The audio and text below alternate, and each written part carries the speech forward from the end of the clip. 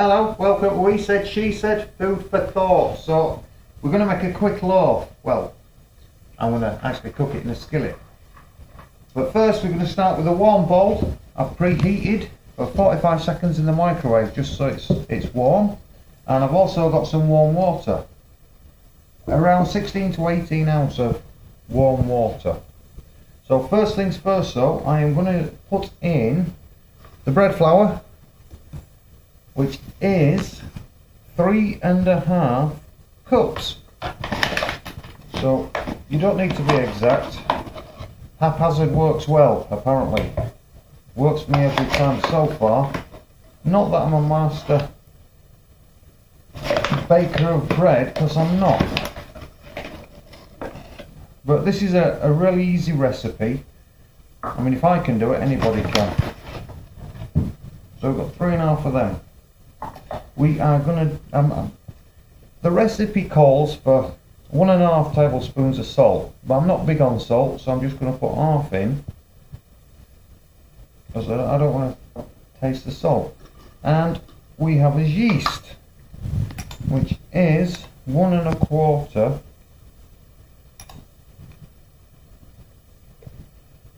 And as I say, you don't need to be exact. I'm going to use my stirring stick, handle of a wooden spoon. I've got all the mod cons here. The wife treats me real well. I'm only kidding. So that's pretty much that mixed. We're going to add as water. We may need a little more, depending. Can I ask something? You can. Why didn't you add the yeast to the water? That is a good question. I'm just curious because I am not, my specialty is not bread. It's not mine either. Well, the last time I made it, this is exactly how I did it, and it turned out great.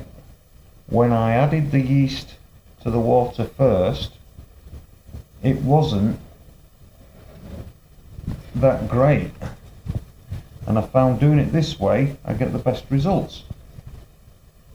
And you stick with what you know works. So as you can see, it's all sticking together. And what we're going to do, once we've got the vast majority of this all mixed up. So the good thing about what I do like about this recipe, you don't get your hand dirty whatsoever, because you don't need to touch this. So I think I'm going to call that good. And what we're going to do is proof it, and I'm going to put it in a nice warm place that's quiet, which is the bathroom, and we will be back in an hour and a half to see if this is rose. So I've got my ta-da from the bathroom. It's risen, and what we're going to do is, I'm going to put it in this cast iron skillet, but you can put it in the bread things, whatever they're called. Pans. There you go. And we need some more of this because we run out, but there should be a little bit enough in there just to, so it doesn't stick. And what we're going to do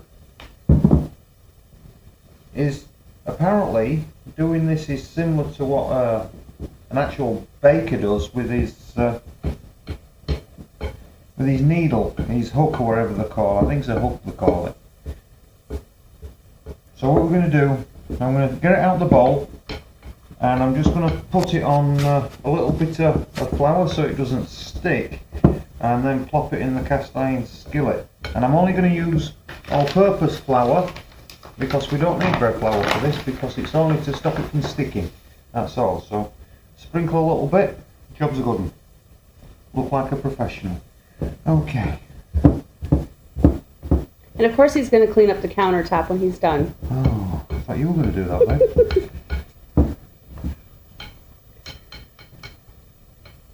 And we're going to proof it for another 45 minutes once I've got it in the skillet. Okay, so he should tell you guys as well that he's already let this proof for about 2 hours in a warm room covered. And then after he puts it in the pan, He's done a really great job also adding little things to this basic mixture. Like we put some almonds on the top of it, which ended up toasting really nicely. I'm sure we could put garlic in it if we wanted to, rosemary, if you want to make it a little bit more savory. But this is a great go-to recipe we found so far. And how many ingredients? 4. 4 ingredients. Yeah. That's it. So I'm just going to add a little bit more on the top there. It doesn't hurt anything. It's tried and tested. And how long are you going to knead this for? I'm not kneading it. I'm just going it in a bowl, and I'm just going to stick it. I'm just putting the flour on so it doesn't stick to the pan, and make it round. That's pretty much it. Because we're doing a round, like an artisan bread? Yeah. It's kind of cool. Okay. I think he's enjoying that a little bit too much. Okay, and that's pretty much it. I'm going to leave it in there. I'm going to cover it and just leave it for about 45 minutes, and then I'm going to put it in the oven at 400 degrees and leave it for 40 minutes, and that will be baked. Okay, but you're proofing it first. Yes, for 45 minutes. So it's another 45 minutes. It's not hard. It takes a little time for it to proof, but it's well worth it with some fresh butter on it as well. So we'll check back here shortly. Okay, so here it is. It's proofed after 45 minutes and grown again. It keeps getting bigger. Don't know how, but it does. So we're going to stick it in the oven at 400 for 40 minutes, and that is pretty much it. You can't really go wrong with this recipe. It's kind of easy. So this is going in the oven, and the oven's already preheated to 400, and it's a cast iron skillet, and we're good to go. Okay, so here we are. I've just taken it out of the oven. It's all ready. It's got a nice crust on it.